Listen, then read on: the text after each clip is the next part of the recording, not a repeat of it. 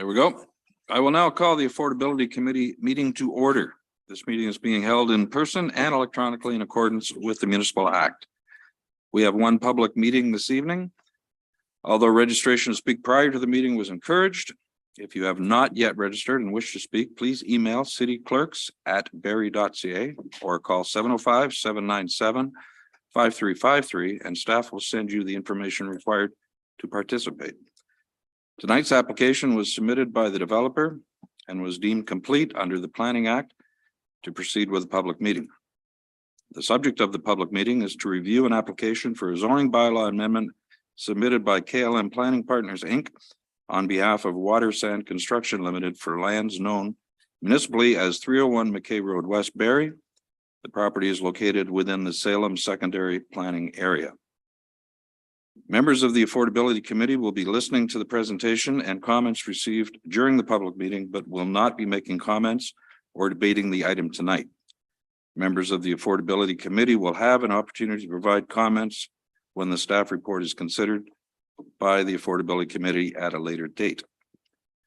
As the purpose of a public meeting is to provide the public an opportunity to give comments on the subject application, the ward councillor will have an opportunity to ask questions of staff and questions of clarification.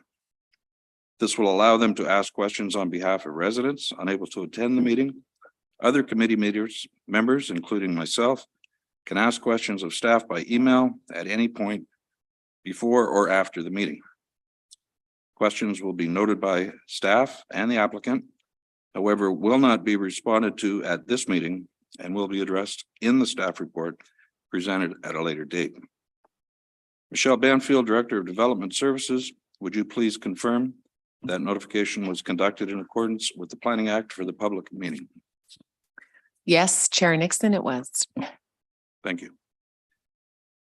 I will now call upon Keith McKinnon, KLM Planning, to provide the presentation concerning the application for a zoning bylaw amendment submitted by KLM Planning Partners, Inc. on behalf of Water Sand Construction Limited for lands known municipally as 301 McKay Road West, Barrie. The property is located within the Salem Secondary Planning Area. Mr. McKinnon, good evening. Thank you, Mr. Chair, members of Affordability Committee. As stated, my name is Keith McKinnon. I'm with KLM Planning Partners, Inc. here on behalf of Water Sand Construction, care of DG Group. I guess first, before I start, would like to certainly welcome every member of council and certainly congratulations on everyone that new and returning. I understand this is your first public meeting, so first of many. I'm happy to be the first here tonight, and I think I've brought one that's fairly innocuous, so you don't have a chamber full of angry residents, so probably an easy one to start with, but congratulations to all. So as Chair Nixon stated, the application that we have filed is a zoning bylaw amendment application, but we have also filed a draft plan of subdivision application. Obviously, as the new council is aware, with Bill 23, we have some new regulations that we're dealing with. So now public meetings are no longer required for draft plans of subdivision. The subject property itself is on the south side of McKay Road West of Veterans Drive, east of, it's noted there as Highway 27, but everyone knows it's County Road 27, and goes from Mackay Road straight down to the Barrie-Innisfil municipal border. Subject property is about 30 hectares in size and is in regular shape. The lands immediately to the east are currently draft plan approved by the same owner. Construction is currently ongoing, certainly along McKay Road and along Veterans Drive to install services in order to get the first phase of development constructed in this area. So as noted by Chair Nixon, the subject property is within the Salem Secondary Plan. It has a number of different designations associated to it. So on the slide here, we've got a few things to note. So sort of starting from the top at McKay Road and working our way down, you see sort of the purple highlight there. And unfortunately, I don't have a mouse to highlight, but it's the purple. No, you got to go down to McKay Road. There we go. So that purple is a neighborhood mixed use designation. You see a big green, dark green circle that's identifying a community center, park, and school designation. You see a lighter green designation on the westerly edge of the property, which is a natural heritage or environmental protection designation. And then the large area in the center, which is a yellowish color, is a residential or neighborhood designation. And then the number 2 that you see there identifies the phasing of which was set out in the Salem secondary plan. So the trigger to move into phase 2 was to have 60% of the residential lands in phase 1 draft plan approved or registered. So the Salem secondary plan landowners have met that threshold, which allowed us to proceed with filing the applications, one of which, of course, is before Affordability Committee this evening for public meeting. The proposed zoning bylaw amendment application that we have filed has a number of different zone categories, which you can see on the slide here this evening. So, of course, the property is outlined in red, but starting again from Mackay Road, working our way south, you see a rec center that has a mixed use zone category. So that obviously would allow you to have a recreation center, but would also allow for a range of other uses in there as well. Along the westerly edge, we would propose an environmental protection zone to keep the lands that are not slated for development in an environmental protection zone, and those lands would be conveyed to the municipality, part of which would form part of a future trail system. The large area in the center, which would be the residential component, is a residential R5 zone category, which is a category that was created specifically for both the Hewitts and Salem secondary plan areas. So that would allow you to have singles, semis, and townhouse dwelling units in that same zone category. And then lastly, the larger square in the center is identifying the elementary school, which is an institutional zone, with some site-specific provisions just in related to coverage that we've had to deal with in previous portions. In addition, that it's dual zoning this school site, so that if in the future the school board decides to not pick up the school to build an elementary school here, it would be available to be redeveloped in the future for residential purposes, should other institutional uses decide not to pick up that school block. So although it's not forming part of the public meeting this evening, I figured, it would certainly not be fair to Affordability Committee or members of the public to really understand sort of the genesis of what the application is in terms of what the zoning bylaw amendment is going to implement in the future. So this is the draft plan of subdivision. It's color coded to try and help allow both members of the public and Affordability Committee to just understand sort of what's being proposed. And again, sort of working our way from top to bottom at Mackay Road West, you see in a purplish color, you have a 20-acre recreation center. So obviously that's exciting to have a future recreation center. It's going to be well needed in this part of the city of Barrie. So that is a very exciting component of the plan. Along the westerly edge, you can see the large expanse of the valley. That is only half of the valley system. There's another half that is in a future phase to the west. You can see in the center there, you have an elementary school. That elementary school will be a public elementary school. There is a Catholic elementary school already in the lands that have been draft approved and are working towards registration to the east. So we have that. And then you can see in the various colors in the center, we have a mix of singles and townhouse dwelling units for a total of 253 dwelling units. And at the very south end, you can see a very small sliver in a bluey mauve color that forms part of the stormwater management pond. So a part of the stormwater management pond is within the boundary of the draft plan, and the balance is in the lands in Innisfil, which are also owned by the same owner and which have all gone through agreements both with the city of Barrie and with the town of Innisfil to allow that infrastructure to happen across the municipal boundary. So as part of our applications, there were a number of supporting studies that we were required to submit to, first of all, be deemed complete, and of course, to meet this first milestone, which is to have a public meeting. So I won't run through them, but you can see there's a number of them that have been provided. And for any member of the public that might be interested, or any members of committee that might be interested, certainly you can go on the city's website under 301 Mackay Road West, and all the reports are there available for review should there be any interest to do so. So with that, Mr. Chair, that concludes my presentation, and certainly happy to answer any questions from committee or from members of the public. Thank you, Mr. McKinnon. I will now call upon Michelle Banfield, Director of Development Services, to provide an update on the status of the application. Thank you very much, Chair Nixon, and thank you for your attention, everybody. So at the moment, planning staff are completing the technical review part of the process of this application. So I will give you a bit of an update. So currently, the matters that planning staff are reviewing, and it's not just planning, it's also other internal departments as well as external agencies. So we are taking a look at compliance with provincial policy and compliance with the city's official plan, conformity with the Salem secondary plan. We always take a look at site servicing, grading, stormwater management, all of those types of studies as it relates to some of the master studies that were prepared for Salem. We will take a look at the appropriateness of the draft plan of subdivision, and we're going to ensure that there's connectivity between this project and all the surrounding subdivisions, particularly as it relates to vehicles and pedestrians. We will take a look at confirming the environmental protection limits on the property, and just an overall review of the justification and appropriateness of some of those site-specific provisions that are requested by the applicant. So planning staff are expecting probably in the second quarter of 2023 to bring a staff report back on the zoning.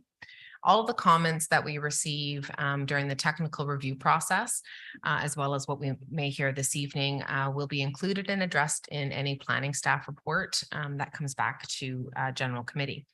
Sometimes responding to those comments or those technical comments involves a redesign of the plan or some updates to some of the plans and studies. So that concludes my presentation. I do thank you for your attention. I also just want to remind everybody that all of the submission materials, key dates, anything associated with this application is available for viewing online on the city's proposed development website. If you take a look under Ward 7, you will see all of the materials. And the file manager is Michelle Freethy, and her contact information is all available there as well. So thanks very much. Thank you very much, Ms. Banfield.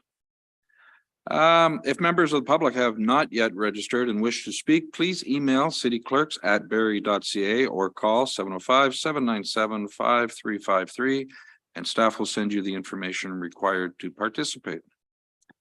Ward 7 Councillor, Mr. Harvey, do you have any questions or clarification? Thank you, Chair Nixon.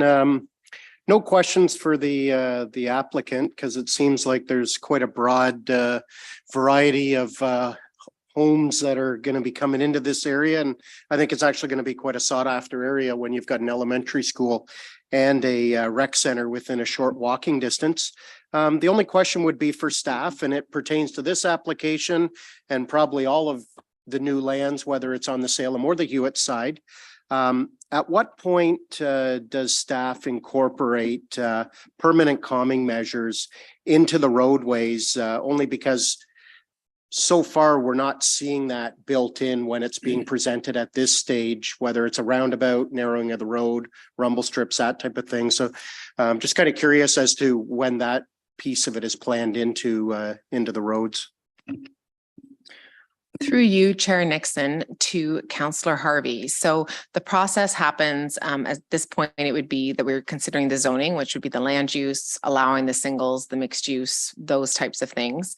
Once we got through that stage, if council approved it, we'd look at what we call issuing draft plan of subdivision conditions.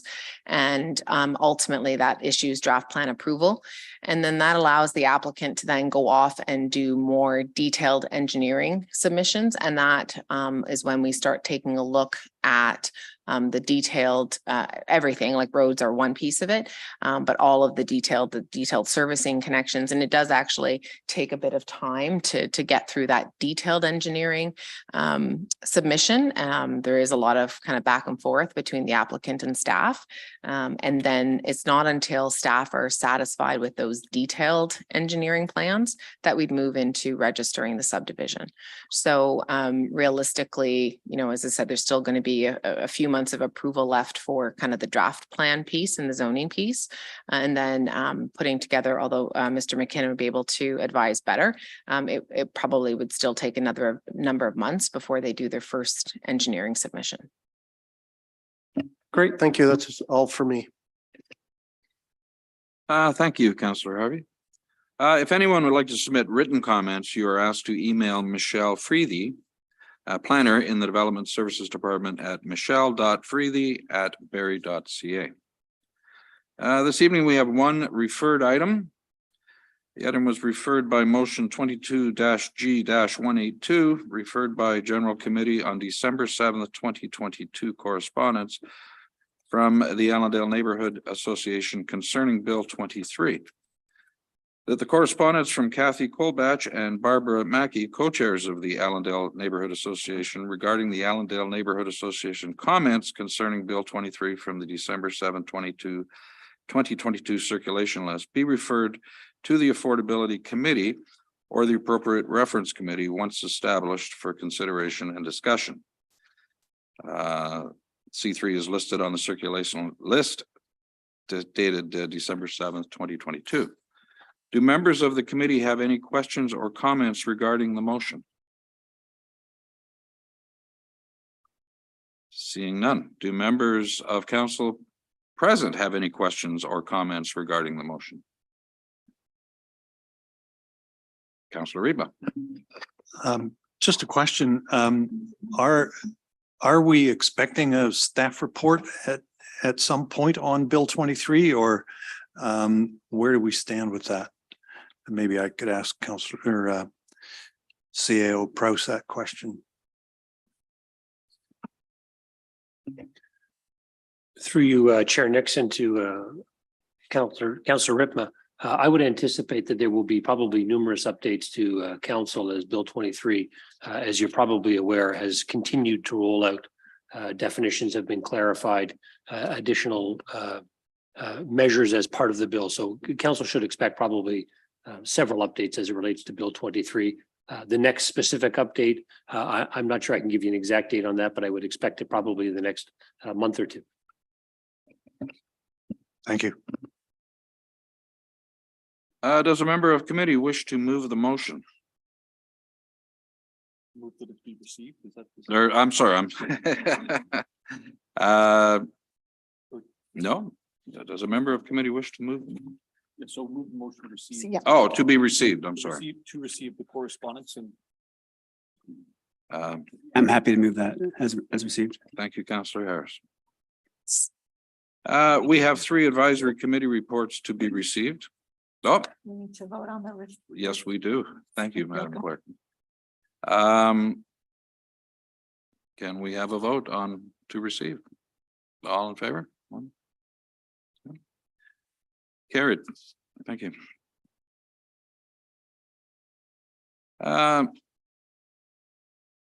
We have 3 advisory committee reports to be received.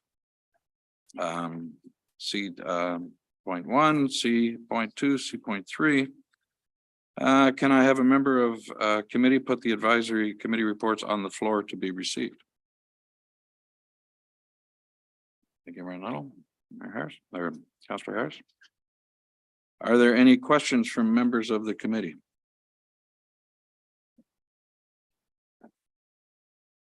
Go ahead, Mayor Nuttall. Sorry, thank you, Mr. Chair.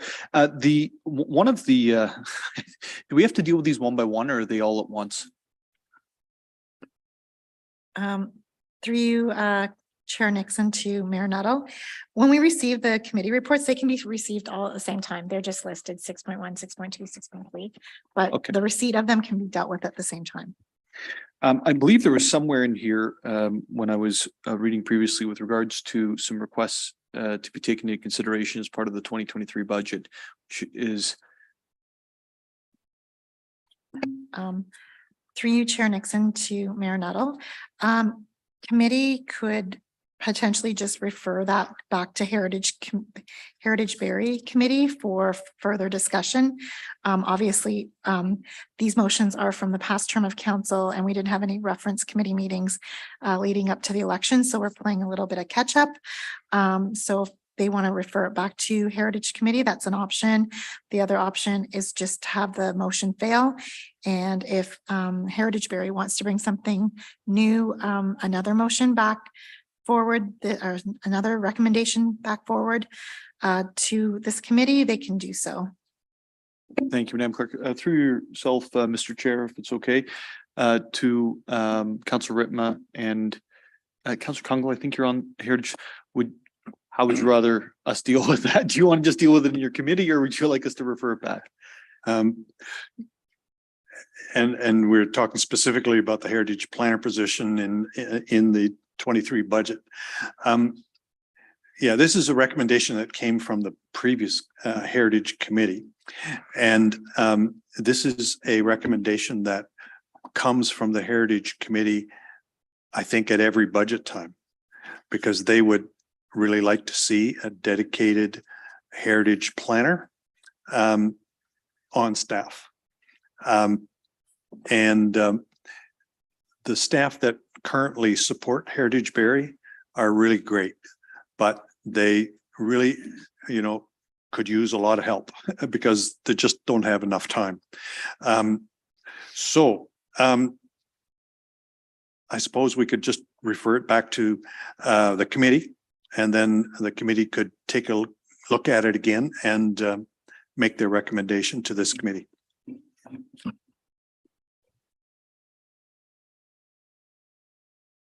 Oh, sorry, Councillor Harris, go ahead. Thank you, Chair Nixon. Yeah, I saw this and I was curious of how we're just receiving the recommendation, but given we've just passed the budget and no one has actually put this on as a addition, so I had the impression, understanding that recognizing our limitations and in all of the intake sheets that were carefully adjudicated, that this didn't make it as an amendment to the budget. So I was of the assumption that, we know that Heritage, and having been member of the past committee, that there was this interest. And yeah, kudos to our planner who did the Heritage. Thomas was incredible. But given all the resourcing challenges we have, that this seemed like it didn't receive support to be brought onto the budget this year. So there's no action to be taken other than to receive it, I think, because the budget's going to happen and we don't have a Heritage planner necessarily that I don't want to use the term, wrong term, but that ability to really afford this at this time. So if that's just receiving it is fine. I'm happy to just receive it if that's what we do by just voting for these. Okay. Mm-hmm. Okay, all in favor of receiving? Carried. We have 5 recommendations from the advisory committee reports. 6.1.1. Investigate establishing a heritage conservation district, Blake Street and Donald Street area. Can I have a member of committee move this motion?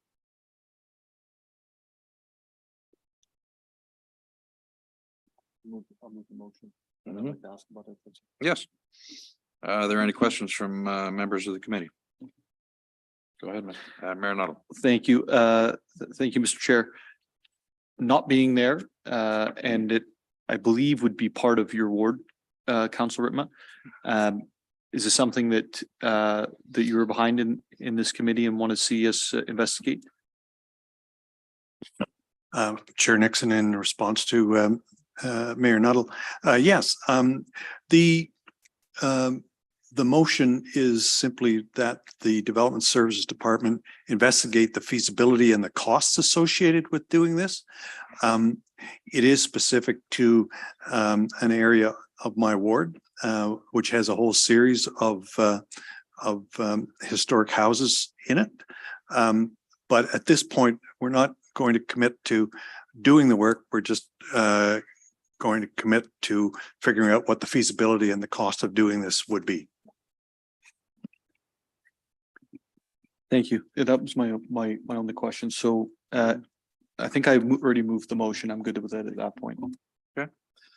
Are there any other questions from members of the committee? Oh, Councillor Harris. Yeah, thanks. So, and again, I'm just curious on the process. I know in seeing this one, and I'd reached out to Ms. Banfield because I was curious because it felt like Rec 1 was kind of presumptuous given Rec 5. And given recommendation 5 is asking for a report to establish which heritage conservation district to go with, it seemed like the go with would be already predetermined by Rec 1. So I was certainly supportive of a version and would have an amendment for recommendation 5, but it felt like predetermining one area as conservation district at this point, when we're going to ask staff as well to study which heritage district to choose, seemed a little bit like out of order, out of the proper order of kind of due diligence. So I wouldn't be in support of doing Rec 1 at this point, because it feels like we need to do a bit more investigation into this matter before we make a determination of which specific and very specific area that we're going to drill down on. So those are my thoughts. Thank you. Are there any questions from other members of council in attendance? Great. Councillor Nixon.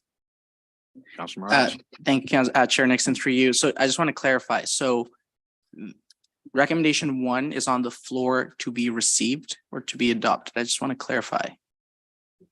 Mhm.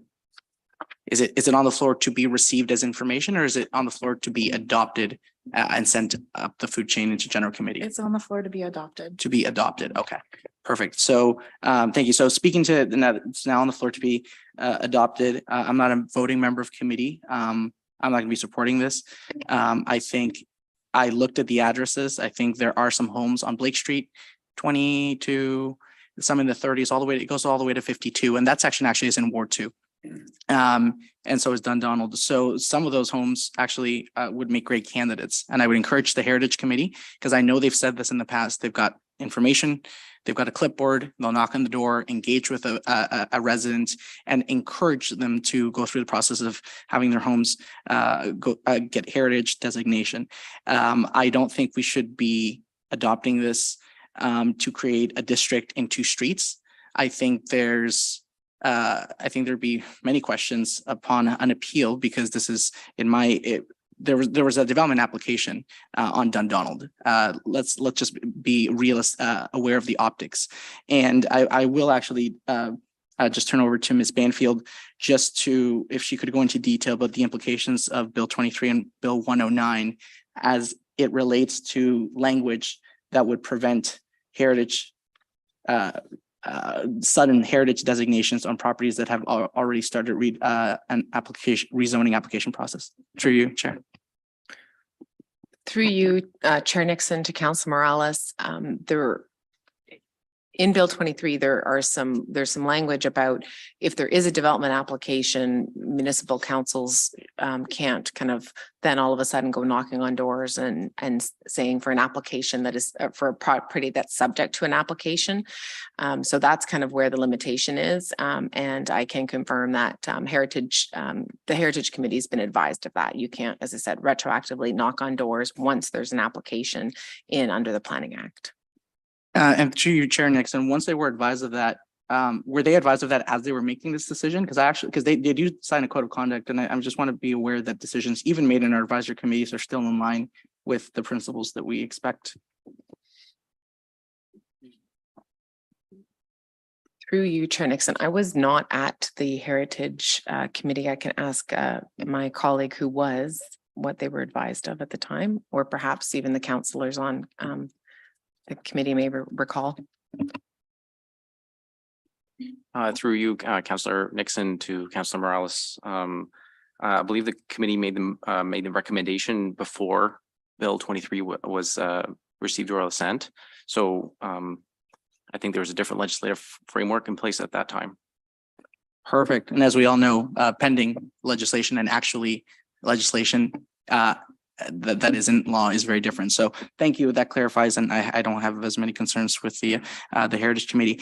Chair Nixon, I'm not a voting member, but I would still be against this for the aforementioned reasons. Like I said, there's many lovely homes in between Dundonald and St. Vincent, and some further down east into Ward 1 that would be great qualifiers of heritage. And I think the Heritage Committee maybe for the future budget needs a little bit more money so we can get more clipboards and more door knocking. I would be open to that. Any other questions from councillors in attendance? Mayor Nuttall. Yeah, thank you. So I think, first of all, this is 5 months prior, but I didn't see that attachment between the two, Councillor Harris. So thank you for pointing that out. Secondly, I don't know, like the two streets, you go up Bursey, there's opportunities there if homeowners want to as well. It's in that direct area. There's lots of beautiful historic places in that area.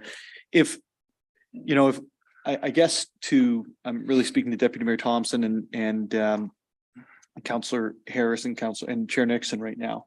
But if you want to hold off until the fifth motion, as Councillor Harris has said, because we feel one precludes the other, which I think is accurate based on looking at it. I'm good with that. And I think that if you look at the dates, it's because they're across a range of times. We're dealing with 5 issues from June 22nd, 2022, September 14th, 2022, October 5th, it looks like 2022. And so that's why we've ended up where we are on this. And so I would actually, maybe if it's easiest, Madam Clerk, for me to withdraw my motion. And how do we then end the first recommendation and so we can make way for the fifth one? Through you, Chair Nixon, to Mayor Nuttall, we could just receive this recommendation, or committee could take a vote and not accept the recommendation. Those are the two options that are available. But probably just receiving it at this point would probably be the quickest thing to do. Okay, so then on that, I'll just move a motion to receive it instead of, or amend my other one to a receive motion instead. Very good. Thank you, Mayor Nuttall. At this point, we'll call a vote. All in favor of receive? Carries.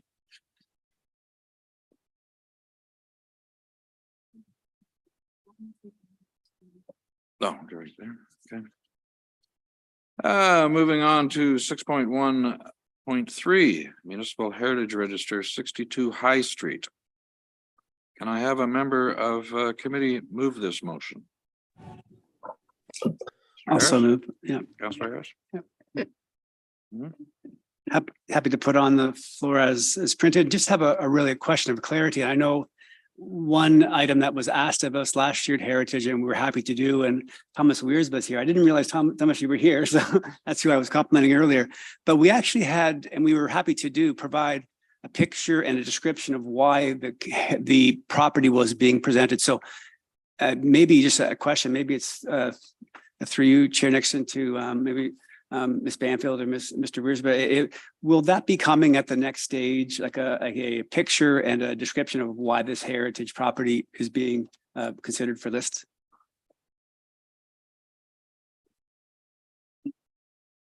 Through you, Councillor Nixon, to Councillor Harris, can I just ask clarity? Like, do you want it back at committee, or are you asking?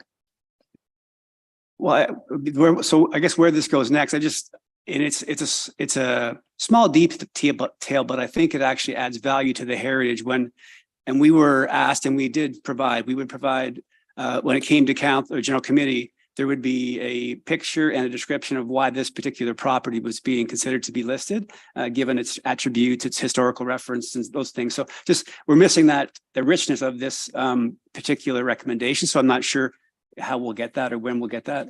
That's clear. Through you, Chair Nixon, to Councillor Harris. Absolutely, we can have that prepared as a piece of correspondence when it goes to general committee. Then that's great. So thank you for that. So I support this absolutely. Are there any questions from members of the committee? Seeing none. Are there any questions from members of council in attendance? Also seeing none. All in favor? Carried. Moving on, 6.1.4 designated and listed property plaque policy, Heritage Berry Committee. Can I have a member of committee move this motion? Yep. I'll put it on the floor. Chair Nixon again. Councillor Harris. Are there any questions from members of the committee? Are there any questions from members of council in attendance? Seeing none. All in favor? Carried. 6.3.1 Heritage Conservation District. Can I have a member of committee move this motion? Once again, Councillor Harris. Thank you. Perfect. Sorry, were we at Rec 5? Sorry, did I? Okay, sorry. Yeah, I just caught myself looking down, looking up. So thank you. I'll put it on the floor as printed, and I have an amendment. Okay. So I'd like to replace what is there and replace it with that staff in the Development Services Department prepare a report that provides a description of heritage conservation districts and reports back to the Affordability Committee, and I can speak to that. So thank you. So essentially, you know, in talking to Ms. Banfield and Chair Nixon, I think the place to start, I don't know, and I'll speak for myself, is a clear understanding of what a heritage conservation district is or isn't. And I think before we predetermine that we're going to do this, it would seem prudent that we really understand the full value and details of what heritage conservation district is. So I'd like council to have that full understanding of what this is before we decide on which area we do it in. So I would offer that as maybe the first step in this process. And it gets us what we need is information and understanding of what that is. And then we can make a more informed decision when it comes to the table with that report. So I'm happy to hear others' comments. Thank you. Thank you. Are there any questions from members of the committee? Seeing none. Are there any questions from members of council in attendance? Seeing none. All in favor? Carried. Okay, that concludes, and I will put a motion to adjourn.